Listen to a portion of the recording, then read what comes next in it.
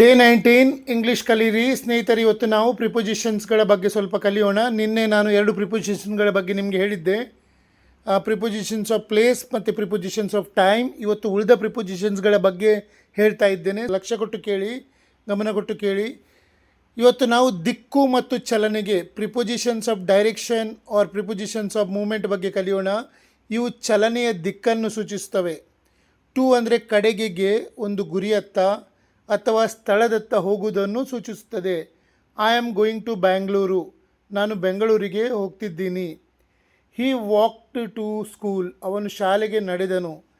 ಒಂದು ಸ್ಥಳವನ್ನು ನಾವು ಹೇಳುವಾಗ ಅಲ್ಲಿಗೆ, ನಾನು ಅಲ್ಲಿಗೆ ಹೋಗ್ತಾ ಇದ್ದೇನೆ ಅಂತ ಹೇಳುವಾಗ ನಾವು ಟು ಹಚ್ಚಬೇಕು, ಯಾವುದೇ ಸ್ಥಳ ಆಗಲಿ. ಇಂಟು ಒಳಕ್ಕೆ ಚಲನಿದ್ದಾಗ ಹೊರಗಿನಿಂದ ಒಳಗಡೆ ಚಲಿಸುವುದನ್ನು ಸೂಚಿಸುತ್ತದೆ. The cat jumped into the box, ಬೆಕ್ಕು ಬಾಕ್ಸ್ ಒಳಕ್ಕೆ ಜಿಗಿಯಿತು. She jumped into the pool, ಅವಳು ಕೊಳದ ಒಳಗೆ ಹಾರಿದಳು. ಹೊರಗಿನಿಂದ ಒಳಕ್ಕೆ ಹೋಗುವುದಕ್ಕೆ ಇಂಟು ಯೂಸ್ ಮಾಡ್ತೇವೆ. ನೀವು ಒಂದು ರೂಮ್ ಒಳಗೆ ಹೋಗೋದಕ್ಕೂ ಇದ್ದರೂ I am going into the room ಹೀಗೆ ಹೇಳಬೇಕು, ಯಾಕಂದರೆ ನೀವು ಹೊರಗಡೆ ಇದ್ದೀರಿ, ಒಳಗಡೆ ಹೋಗ್ತಾ ಇದ್ದೀರಿ. ನೆಕ್ಸ್ಟ್ ಟುವರ್ಡ್ಸ್ ಅಂದರೆ ಕಡೆಗೆ, ಅಭಿಮುಖವಾಗಿ, ಒಂದು ದಿಕ್ಕಿನ ಕಡೆಗೆ ಹೋಗೋದು. ರನ್ ಟುವರ್ಡ್ಸ್ ದ ಗೋಲ್, ಗುರಿಯ ಕಡೆಗೆ ಓಡು. She ran towards the door ಅಂದರೆ ಏನರ್ಥ ಅದರದ್ದು, ಅವಳು ಬಾಗಿಲ ಕಡೆಗೆ ಓಡಿದಳು. ನೆಕ್ಸ್ಟ್ ಥ್ರೂ ಅಂದರೆ ಮೂಲಕ, ಒಂದು ವಸ್ತುವಿನ ಒಳಗಿನಿಂದ ಹಾದು ಹೋಗುವುದು, ಒಳಗಿನಿಂದ ಹೋಗುವುದಕ್ಕೆ ಥ್ರೂ ಅನ್ನುವುದು. The ball went through the window, ಚೆಂಡು ಕಿಟಕಿಯ ಮೂಲಕ ಹೋಯಿತು. ನೆಕ್ಸ್ಟ್ ಅಕ್ರಾಸ್ ಅಂತಾರೆ ಒಂದು ಬದಿಯಿಂದ ಇನ್ನೊಂದು ಬದಿಗೆ ದಾಟುವುದು. He swam across the river, ಅವನು ನದಿಗೆ ಅಡ್ಡಲಾಗಿ ಈಜಿದನು. The boy went across the road, ಮಗು ಅಂದರೆ ಹುಡುಗ ರೋಡಿನ ಆ ಕಡೆಗೆ ಹೋದನು. ನೆಕ್ಸ್ಟ್ ಅಪ್ ಅಂದರೆ ಮೇಲಕ್ಕೆ, ಮೇಲಿನ ದಿಕ್ಕಿನ ಚಲನೆ. ಗೋ ಅಪ್ ದ ಸ್ಟೇರ್ಸ್, ಮೆಟ್ಟಲುಗಳ ಮೇಲೆ ಹೋಗು, ಮೇಲೆ ಹೋಗುವುದಕ್ಕೆ ಅಪ್ ಅಂತಾರೆ. ನೆಕ್ಸ್ಟ್ ಡೌನ್ ಅಂದರೆ ಕೆಳಕ್ಕೆ, ಕೆಳಗಿನ ದಿಕ್ಕಿನ ಚಲನೆ. ಸಿಟ್ ಡೌನ್, ಕೆಳಗೆ ಕುಳಿತುಕೋ. ಫ್ರಮ್ ಅಂದರೆ ಒಂದು ಆರಂಭದ ಸ್ಥಳವನ್ನು ಸೂಚಿಸುತ್ತದೆ. ಫ್ರಮ್ ಅಂದರೆ ನಾವು ಎಲ್ಲಿಂದ ಸ್ಟಾರ್ಟ್ ಮಾಡ್ತೇವೋ ಅದಕ್ಕೆ, ಎಲ್ಲಿಂದ ನಾವು ಬರ್ತೇವೋ, ಎಲ್ಲಿಂದ ಸಮಯ, ವಸ್ತು, ವಿಷಯ ಎಲ್ಲಿಂದ ಶುರು ಆಗ್ತದೋ ಅದಕ್ಕೆ ಫ್ರಮ್ ಅಂತಾರೆ. I am coming from office, ನಾನು ಆಫೀಸ್ನಿಂದ ಬರುತ್ತಿದ್ದೇನೆ. I am calling from Bangalore, ನಾನು ಬೆಂಗಳೂರಿನಿಂದ ಮಾತಾಡುತ್ತಿದ್ದೇನೆ. ಐ ಸ್ಟಾರ್ಟೆಡ್ ಫ್ರಮ್ 9 PM, ನಾನು 9 ಗಂಟೆಯಿಂದ ಶುರು ಮಾಡಿದೆ. ಹೀಗೆ ನಾವು ಹೇಳ್ಬೋದು. ನೆಕ್ಸ್ಟ್ ಓವರ್ ಅಂದರೆ ಮೇಲಿಂದ, ಒಂದು ವಸ್ತುವನ್ನು ಮುಟ್ಟದೆ ಅದರ ಮೇಲಿಂದ ಹಾರುವುದು ಅಥವಾ ಚಲಿಸುವುದು. ಜಂಪ್ ಓವರ್ ದ ಫೆನ್ಸ್, ಬೇಲಿಯ ಮೇಲಿಂದ ಹಾರು. ಮೇಲಿಂದ ಹೋಗುವುದಕ್ಕೆ ತಾಗದೆ ಓವರ್ ಅಂತಾರೆ. ನೆಕ್ಸ್ಟ್ ಪ್ರಿಪೊಸಿಷನ್ ಆಫ್ ಏಜೆಂಟ್, ಕರ್ತೃವನ್ನು ಸೂಚಿಸುವುದು. ಒಂದು ಕೆಲಸವು ಯಾರಿಂದ ಅಥವಾ ಯಾವುದರಿಂದ ನಡೆಯಿತು ಎಂದು ಇವು ತಿಳಿಸುತ್ತವೆ. ಬೈ ಅಂದರೆ ಮೂಲಕ, ನಿಂದ. ಒಂದು ಕೆಲಸ ಯಾರಿಂದ ಅಥವಾ ಯಾವುದರ ಮೂಲಕ ಆಯಿತು ಎಂದು ತಿಳಿಸಲು. ಡ್ರಾನ್ ಬೈ ರವಿ, ರವಿಯಿಂದ ಬಿಡಿಸಲಾಗಿದೆ, ಈ ಚಿತ್ರವನ್ನು ರವಿಯಿಂದ ಬಿಡಿಸಲಾಗಿದೆ. This picture was drawn by Ravi. The cake was made by my mother, cake ನನ್ನ ತಾಯಿಯಿಂದ ತಯಾರಿಸಲ್ಪಟ್ಟಿತು. ನೆಕ್ಸ್ಟ್ ಥ್ರೂ ಅಂದರೆ ಇಲ್ಲೂ ಥ್ರೂ ಉಂಟು, ಮೂಲಕ, ಅದೇ ಸೇಮ್ ಅರ್ಥ ಬರ್ತದೆ, ಬಟ್ ಇದು ವ್ಯಕ್ತಿಗೆ ಯೂಸ್ ಆಗ್ತದೆ. I heard the news through A friend, ನಾನು ಆ ಸುದ್ದಿಯನ್ನು ಗೆಳೆಯನ ಮೂಲಕ ಕೇಳಿದೆ. ನೆಕ್ಸ್ಟ್ ಫಾರ್ ಅಂದರೆ ಗಾಗಿ, ಯಾರಿಗಾಗಿ ಅಥವಾ ಯಾವುದಕ್ಕಾಗಿ ಎಂಬ ಕಾರಣ ತಿಳಿಯಲು. ದಿಸ್ ಈಸ್ ಫಾರ್ ಯು, ಇದು ನಿನಗಾಗಿ. This is for my brother, ಇದು ನನ್ನ ತಮ್ಮನಿಗಾಗಿ. ನೆಕ್ಸ್ಟ್ ಆಫ್ ಅಂದರೆ ನ ಅಥವಾ ಆ, ಮಾಲೀಕತ್ವ ಅಥವಾ ಸಂಬಂಧ ತಿಳಿಸಲು. ಕಿಂಗ್ ಆಫ್ ದ ಫಾರೆಸ್ಟ್, ಕಾಡಿನ ರಾಜ.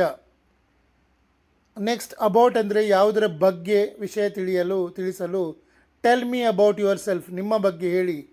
ನೆಕ್ಸ್ಟ್ ಲೈಕ್ ಅಂದರೆ ಹಾಗೆ, ತರಹ, ಹೋಲಿಕೆ ಮಾಡಲು. ಶೀ ಸಿಂಗ್ಸ್ ಲೈಕ್ ಎ ಬರ್ಡ್, ಅವಳು ಹಕ್ಕಿಯ ಥರ, ಪಕ್ಷಿಯ ಥರ ಅಥವಾ ಹಕ್ಕಿಯ ಥರ ಹಾಗೆ ಹಾಡುತ್ತಾಳೆ. ಆ್ಯಸ್ ಅಂದರೆ ಆಗಿ, ರೀತಿ, ಒಂದು ಪಾತ್ರ ಅಥವಾ ಸ್ಥಾನವನ್ನು ತಿಳಿಸಲು. ಹಿ ವರ್ಕ್ಸ್ ಆ್ಯಸ್ ಎ ಟೀಚರ್, ಅವನು ಶಿಕ್ಷಕನಾಗಿ ಕೆಲಸ ಮಾಡುತ್ತಾನೆ. ನೆಕ್ಸ್ಟ್ ಪ್ರಿಪೊಸಿಷನ್ ಆಫ್ ಇನ್ಸ್ಟ್ರೂಮೆಂಟ್ ಅಥವಾ ಡಿವೈಸ್, ಉಪಕರಣಗಳನ್ನು ಸೂಚಿಸುವುದು. ಕೆಲಸ ಮಾಡಲು ಯಾವ ಸಾಧನ ಅಥವಾ ತಂತ್ರಜ್ಞಾನ ಬಳಸಲಾಗಿದೆ ಎಂದು ಇವು ತಿಳಿಸುತ್ತವೆ. ಜೊತೆಗೆ, ವಿದ್ ಅಂದರೆ ಜೊತೆಗೆ, ಇಂದ, ಒಂದು ಉಪಕರಣ ಬಳಸಿ. I cut the apple with A knife, ನಾನು ಚಾಕುವಿನಿಂದ ಸೇಬನ್ನು ಕತ್ತರಿಸಿದೆ. ಯಾವುದನ್ನು ಉಪಯೋಗಿಸ್ತೇವೋ ನಾವು ಅದಕ್ಕೆ ಸಹ ವಿದ್ಯೆ ಅಂತೇವೆ ನಾವು. I write with a pen, ನಾನು ಪೆನ್ನಿಂದ ಬರೆಯುತ್ತೇನೆ. I play with the bat, ನಾನು ಬ್ಯಾಟ್ನಿಂದ ಆಡುತ್ತೇನೆ. I play with a ball, ನಾನು ಚೆಂಡಿನಿಂದ ಆಡುತ್ತೇನೆ. ಅಂದರೆ ನಾವು ಏನು ಉಪಯೋಗಿಸ್ತೇವೋ ಅದಕ್ಕೆ ನಾವು ವಿದ್ ಅಂತೇವೆ. ನೆಕ್ಸ್ಟ್ ಆನ್ ಅಂದರೆ ಮೇಲೆ, ತಾಂತ್ರಿಕ ಸಾಧನಗಳಿಗಾಗಿ. I am working on the laptop, ನಾನು ಲ್ಯಾಪ್ಟಾಪ್ ಮೇಲೆ ಕೆಲಸ ಮಾಡುತ್ತಿದ್ದೇನೆ. I heard it on T V, ನಾನು ಅದನ್ನು ಟಿ ವಿಯ ಮೇಲೆ ಕೇಳಿದೆ. ಹೀಗೆ ಹೇಳ್ಬೋದು ನಾವು. ನೆಕ್ಸ್ಟ್ ಅದರ್ ಇಂಪಾರ್ಟೆಂಟ್ ಪ್ರಿಪೊಸಿಷನ್ಸ್, ಇತರ ಮುಖ್ಯ ಪದಗಳು, ಉಪಸರ್ಗಗಳು. ಬಿಟ್ವೀನ್ ಅಂದರೆ ನಡುವೆ, ಎರಡು ವಸ್ತುಗಳ ಅಥವಾ ವ್ಯಕ್ತಿಗಳ ನಡುವೆ ಮಧ್ಯೆ ಇರುವುದನ್ನು ಸೂಚಿಸುತ್ತದೆ. Sit between Ram and Raj, Ram ಮತ್ತು ರಾಜ್ ನಡುವೆ ಕುಳಿತುಕೋ. Divide the sweets between Ram and Ravi, ಸಿಹಿಯನ್ನು ರಾಮ ಮತ್ತು ರವಿಯ ಮಧ್ಯೆ ಹಂಚು. The apple is between two boxes, ಸೇಬು ಎರಡು ಪೆಟ್ಟಿಗೆಗಳ ಮಧ್ಯೆ ಇದೆ. ಎರಡು ವಸ್ತುಗಳ ನಡುವೆ ಇದ್ದರೆ ಬಿಟ್ವೀನ್, ಅಥವಾ ಲೆಕ್ಕ ಮಾಡಲಿಕ್ಕಾಗುವಷ್ಟು ವಸ್ತುಗಳ ನಡುವೆ ಇದ್ದರೂ ಬಿಟ್ವೀನ್ ಅಂತಾರೆ. ಎರಡಕ್ಕಿಂತ ಜಾಸ್ತಿ ವಸ್ತುಗಳ ನಡುವೆ ಅಥವಾ ಲೆಕ್ಕ ಮಾಡಲಿಕ್ಕೆ ಆಗದಂಥ ವಸ್ತುಗಳ ನಡುವೆ ಇದ್ದರೆ ಅಮಂಗ್ ಅಂತೇವೆ. ಎರಡಕ್ಕಿಂತ ಹೆಚ್ಚು ವಸ್ತುಗಳ ಅಥವಾ ಗುಂಪಿನ ನಡುವೆ ಏನಾದರೂ ಇದ್ದಾಗ ಇದನ್ನು ಬಳಸಲಾಗುತ್ತದೆ. He was standing among the crowd, ಅವನು ಜನಸಂದಣಿಯ ಮಧ್ಯೆ ನಿಂತಿದ್ದನು. Distribute the books among the students, ಪುಸ್ತಕಗಳನ್ನು ವಿದ್ಯಾರ್ಥಿಗಳ ಮಧ್ಯೆ ಅಥವಾ ನಡುವೆ ಹಂಚಿ. ಆಕ್ಸೆಪ್ಟ್ ಅಂದರೆ ಹೊರತುಪಡಿಸಿ. Every one came except Rahul, ರಾಹುಲ್ನನ್ನು ಹೊರತುಪಡಿಸಿ ಉಳಿದವರೆಲ್ಲರೂ ಬಂದರು. ಈಗ comparison on versus in. On ಎಲ್ಲಿ ಮತ್ತು ಇನ್ ಎಲ್ಲಿ. ಒಂದು ವಸ್ತು ಯಾವುದಾದ್ರೂ ಸಮತಟ್ಟಾದ ಜಾಗದ ಮೇಲಿದ್ದರೆ ಆನ್ ಬಳಸಿ. ಉದಾ ನೆಲದ ಮೇಲೆ, ಆನ್ ದ ಫ್ಲೋರ್. ಒಂದು ವಸ್ತು 4 ಗೋಡೆಗಳ ಅಥವಾ ಸೀಮಿತ ಜಾಗದ ಒಳಗಿದ್ದರೆ ಇನ್ ಬಳಸಿ. ಉದಾ ಕೊಠಡಿಯ ಒಳಗೆ, in the room. Next comparison at ಮತ್ತು ಇನ್. ಒಂದು ದೊಡ್ಡ ನಗರ ಅಥವಾ ದೇಶದ ಬಗ್ಗೆ ಹೇಳುವಾಗ ಇನ್ ಬಳಸಿ. ಇನ್ ಬ್ಯಾಂಗ್ಳೂರು. ಒಂದು ನಿರ್ದಿಷ್ಟ ಕಟ್ಟಡ ಅಥವಾ ಸಣ್ಣ ಜಾಗದ ಬಗ್ಗೆ ಹೇಳುವಾಗ ಆ್ಯಟ್ ಬಳಸಿ. At the bus stop. ಹೆಚ್ಚಿನ ಉದಾಹರಣೆಗಳು, ಮೋರ್ ಎಕ್ಸಾಂಪಲ್ಸ್. ಆ್ಯಟ್ ಅಂದರೆ ಬಳಿ, ಹತ್ತಿರ. ಇದನ್ನು ಒಂದು ನಿರ್ದಿಷ್ಟ ಬಿಂದು ಅಥವಾ ಸ್ಥಳವನ್ನು ಸೂಚಿಸಲು ಬಳಸಲಾಗುತ್ತದೆ. Summon is at the door, ಯಾರೋ ಬಾಗಿಲ ಬಳಿ ನಿಂತಿದ್ದಾರೆ, ಬಾಗಿಲ ಬಳಿ ಇದ್ದಾರೆ.